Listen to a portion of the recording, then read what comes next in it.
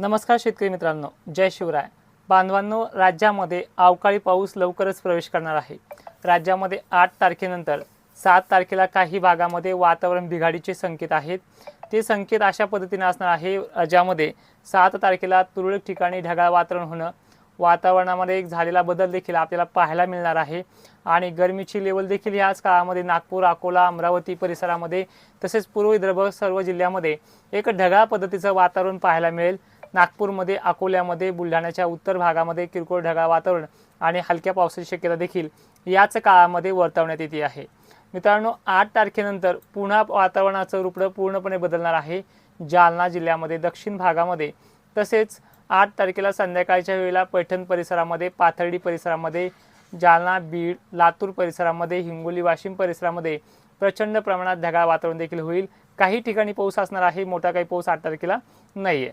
9 तारखेला राज्यामध्ये नागपूर जिल्ह्यामध्ये, चंद्रपूर जिल्ह्यामध्ये, गडचिरोली जिल्ह्यामध्ये पावसाच्या सरी कोसळायला सुरुवात होईल.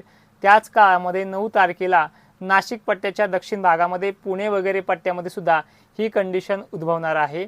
तसेच अहमदनगर परिसरामध्ये ह्यावेळेस मात्र चांगला जोर राहणार आहे. दक्षिण भागामध्ये याच्यामध्ये विशेष करून असणार आहे. यामध्ये अकोले परिसर सुद्धा, श्रीराम परिसर, छत्रपती संभाजीनगरचा मनमाड, चाळीसगाव, वैजापूर परिसरात सुद्धा या 9-10च्या दरम्यान हा पाऊस असणार आहे. बीड जिल्ह्यामध्ये बार्शी परिसर, धाराशिव परिसर, लातूर परिसर, सोलापूर परिसर, पंढरपूरचा उत्तरेकडील भाग असणार आहे.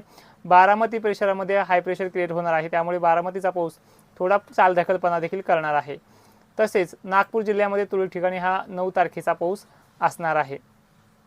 तर 10 तारखेची कंडिशन सुद्धा राज्यामध्ये बऱ्याच ठिकाणी आपली क्रिएटिव्हिटी दाखवणार आहे आणि प्रेशरची शक्यता देखील जास्त प्रमाणात वाढणार आहे. उदाहरणार्थ, राज्यामधल्या या पावसाचा फटका हा दक्षिण महाराष्ट्रामध्ये सुद्धा आपल्याला पाहायला मिळणार आहे.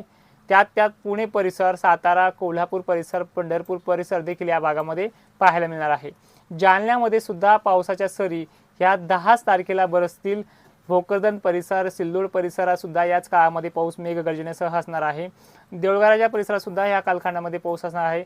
पण मित्रांनो, याच्यामध्ये वारे देखील जोराने त्याचप्रमाणे आहे, त्यामुळे पावसाचा जोर हा वाऱ्यावरती डिपेंड असणार आहे.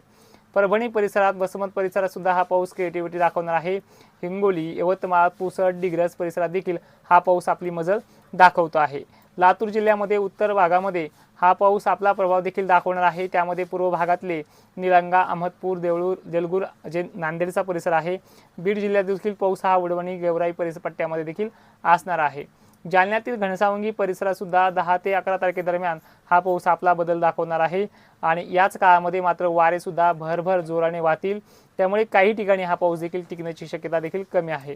पण मित्रांनो, सोलापूर, सातारा, सांगली परिसरात देखील या 10 तारखेपासून चित्र बदलते. हा येणारा जो पाऊस आहे हा जवळपास एक आठवडाभर चालण्याची शक्यता देखील दाट आहे. त्यामुळं येणाऱ्या आठवड्याभराच्या पावसामुळं एक बाकीच्या राज्यामध्ये सुद्धा याचा परिणाम आपल्याला पाहायला मिळणार आहे. तो देखील महत्त्वाचा संदेश देऊयात. पण 10 आणि 11 तारखेचा पाऊस हा महाराष्ट्रातल्या परभणी, छत्रपती संभाजीनगर, जालना, बीड, वडवणी, लातूर परिसर, सोलापूर, सांगली, सातारा, पंढरपूर एरिया, नाशिक पट्ट्यामध्ये वारे जोराने वाहतील, त्यामुळे पाऊस फारसा टिकण्याची शक्यता कमी आहे. मालेगाव परिसरात देखील काही ठिकाणी हा पाऊस असणार आहे. चंद्रपूर, वर्धा परिसरात देखील हा पाऊस असणार आहे. आणि विशेष करून 11-12 तारखेनंतर राज्यामधल्या सर्व जिल्ह्यामध्ये पावसाचा जो मेघगर्जना आहे, वादळी वारे जे आहे ते पाहायला मिळणार आहे. मित्रांनो, हा मागच्या पावसापेक्षा जरा अकराळ-विकराळ रूप धारण करण्याची शक्यता दाट आहे. कारण की याने छत्तीसगड, तेलंगणा, आंध्र प्रदेश, झारखंड अशा बऱ्याचशा राज्यामध्ये आपला प्रभाव हा 95%पेक्षाही अधिक वाढवलेला आहे. दक्षिण भारतात सर्व राज्यामध्ये, महाराष्ट्राच्या खालच्या दक्षिण भारतातल्या सर्व राज्यामध्ये हा अवकाळी आपलं रूप धारण करतोय. मागच्या उन्हाळ्यामध्ये असा प्रचंड अवकाळी कधीच आलेला नव्हता, त्यामुळे भारताचा जवळपास 60 ते 70% भाग हा अवकाळी व्यापणार आहे. यामुळे मान्सूनच्या पावसावर देखील काहीतरी परिणाम होणार आहे. तो आपण रिपोर्ट देखील याच्या मागे दिले आहे. आणि त्याचबरोबर 15 मेला तर आपला फायनल रिपोर्ट असतो, ज्यामध्ये कोरडे टाकणाऱ्या तारखा वगैरे सुद्धा आपण मान्सूनची ॲक्युरेसी असणारी तारीख देखील जाहीर करतो. आपण त्या गेल्या वर्षी सुद्धा सांगितलं होतं की या तारखेच्या अगोदर पाऊस येणार नाही, ते देखील रिपोर्ट तुम्ही पाहिले होते. एक्झॅक्ट तीच कंडिशन आहे. ज्या मित्रांचे प्रश्न आपण आजच्या थोडक्यामध्ये व्हिडिओमध्ये द्यायचे राहिले असतील, त्या मित्रांना विनंती आहे, कालच्या लाईव्हमध्ये तुमच्या प्रश्नांची उत्तरे मिळाली आहेत, त्याची लिंकसुद्धा आपण कमेंट बॉक्समध्ये पिन करूयात.